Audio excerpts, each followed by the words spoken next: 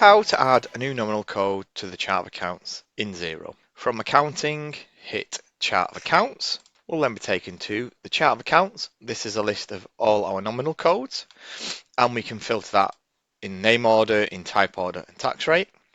To add a new account, simply click add an account. We then choose what type of nominal it is. So this is where it will sit in the balance sheet or profit and loss. So we've got current fixed assets, inventory, prepayments, etc. on there. In this example, we're going to create an overhead code, just a unique number or character. And for that nominal code, by default, Xero uses 3-digit numbers, but you can put in anything you like. This example, I'm going to use 490. It will tell you if it's available. If it already exists, you can't have two things with the same code number. And then in this example, we'll do trivial benefits. We can add additional descriptions here if we want to help users or know what that is.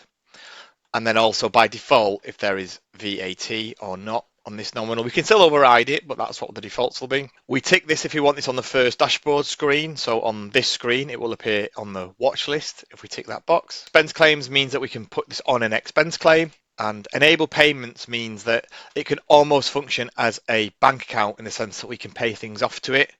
You wouldn't normally tick that. The classic one is things like directors' loan accounts or capital accounts, where we want to say, oh, someone has paid something off personally.